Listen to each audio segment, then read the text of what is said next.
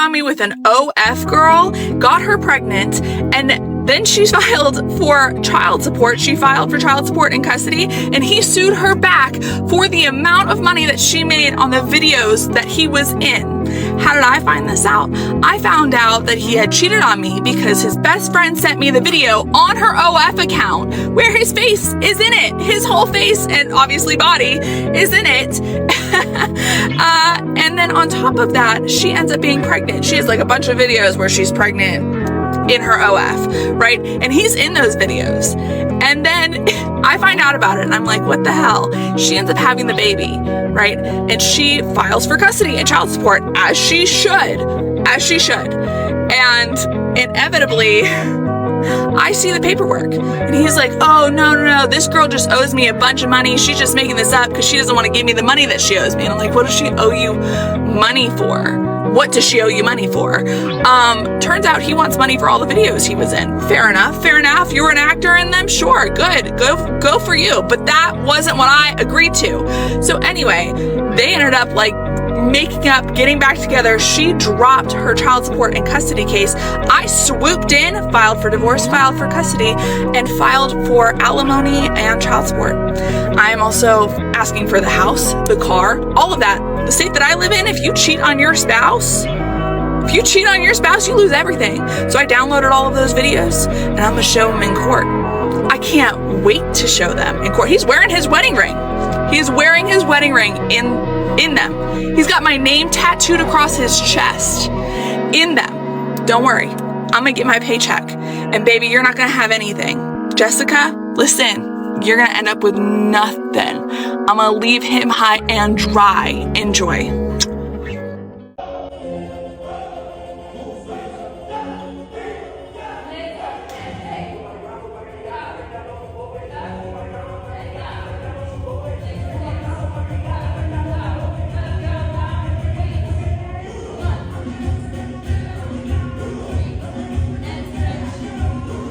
Absurd. Not that it's anybody's business, but I do have an OF account. I'm a grown adult. I barely use it, but Zach, if you would like to see, I will gladly send you a screenshot of my transaction history. I have nothing to hide, and I have not sent Evan Johnson $1 single. You have an OF account. I'm a grown adult.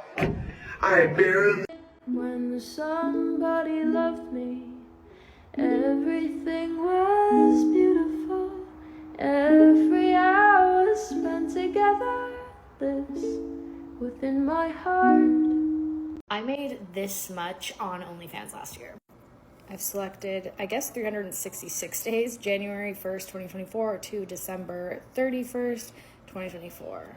Apply. And here are the numbers. In subscriptions, I've made before, like gross, $100,000 in subscriptions, but my net was $82,000. In tips, gross was $44,000. I took home $35,000. In messages, I made $2,500, but my take home was just under $200,000. And then my referrals, I made $600, and the total before they took their 20% was almost $400,000, and my take home was just over $300,000. I never thought I'd share any of this because I never want it to come across as like braggy or anything like that.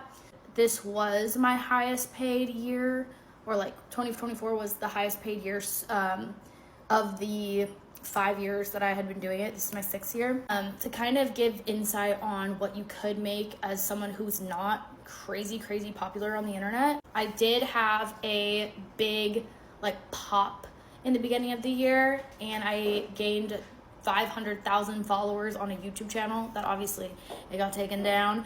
But I think that pop definitely helped a lot. Going viral is a major key in this industry, but I think another huge thing is finding whales that'll spend money on your account consistently and spend a lot of money, because even after that pop, I was still able to consistently hold fans that are consistently spending money and buying my content and chatting with me, which, as you saw, the messages is where I really thrived last year. So a very easy tip is two things.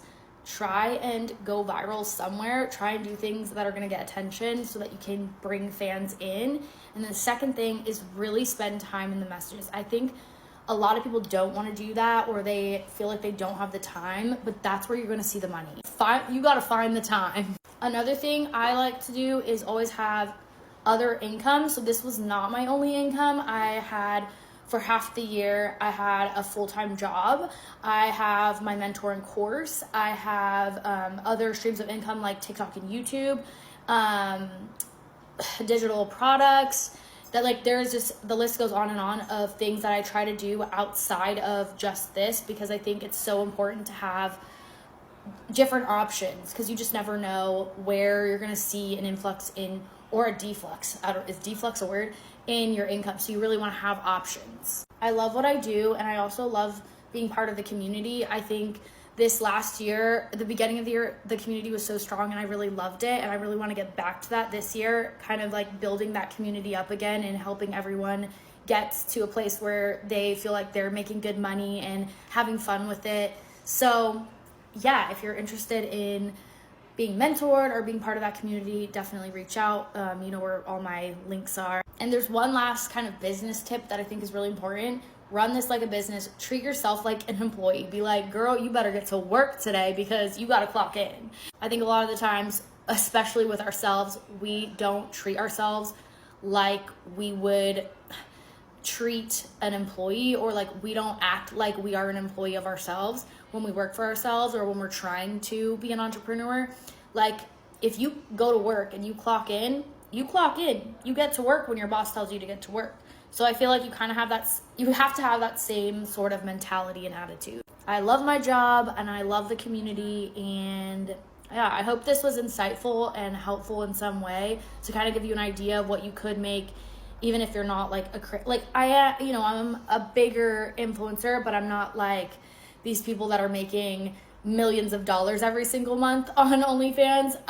This is more, I feel like, attainable for someone who's building. And like I said, it took 5 years. So I was making a decent amount, and now I feel like I'm making a good amount, a lot of amount. I feel like I'm making a lot more now. So this is like, I feel like you can see my progression on YouTube.